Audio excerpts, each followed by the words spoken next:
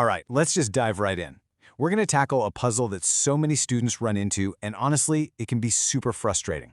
We're talking about the hidden, invisible structures that really make academic success happen. I mean, have you ever been there? You're putting in the hours, you're at your desk, but for some reason, the results just aren't clicking. And then you look over, and it seems like someone else just gets it, almost without trying.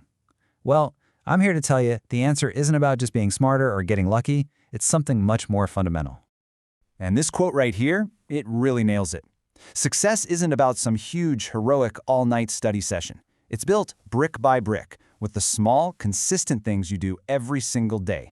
These habits, they create an invisible framework that holds up everything else.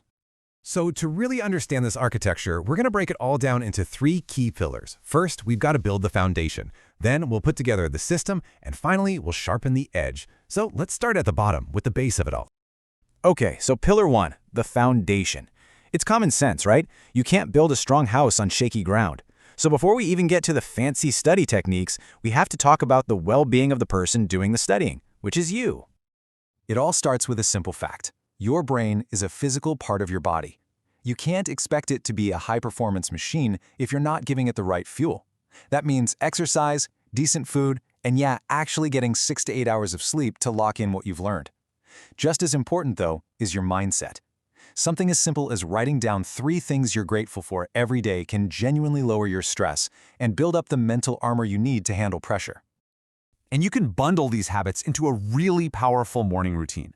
The morning is like a superpower. Your brain is fresh, your willpower is at its peak, and it doesn't have to be complicated. Just wake up and drink water, move for 10 minutes, find 5 minutes of quiet, and then tackle your hardest subject first. That simple sequence can completely change the tone for your entire day.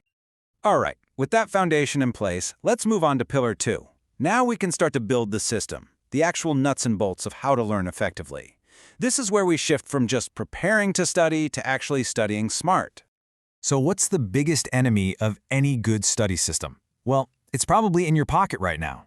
We're talking 3 to 4 hours. That is the average amount of time students lose to their phone every single day. Just imagine what you could accomplish if you got even half of that time back. Mastering digital discipline isn't about getting rid of your phone. It's about being the one in control of it, so you can control your focus. And this leads us to the huge idea of deep work versus shallow work. You know that feeling when you've been studying for hours, but you're also checking notifications and half watching a show and nothing sticks? That's shallow work. Deep work is the opposite. It's that state of pure, laser-like focus on one single thing.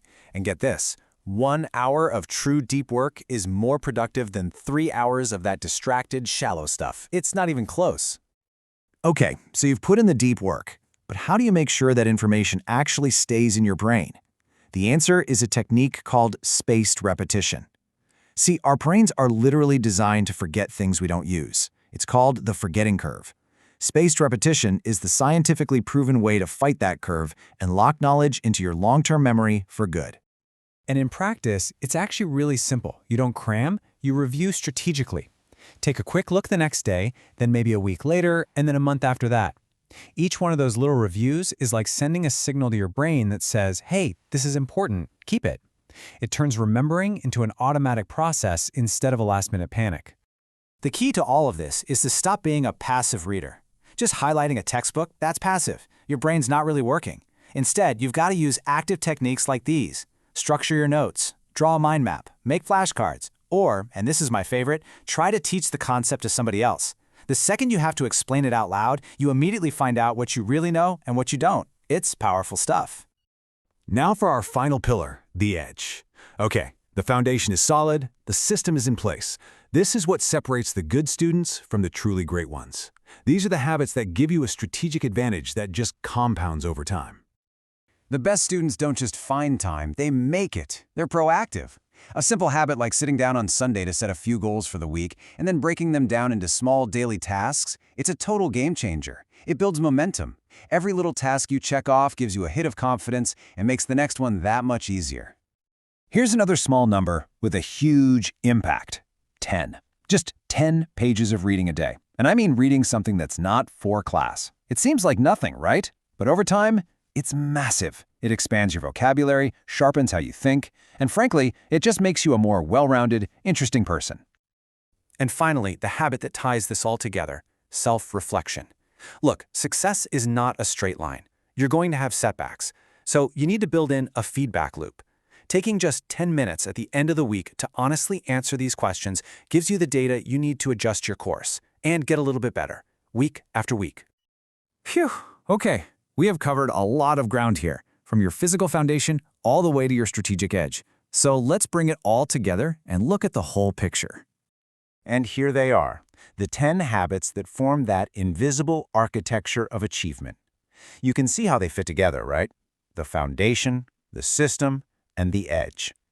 Now, don't get overwhelmed. You do not need to master all 10 of these at once. The key is just to start. So, this is the question that really matters.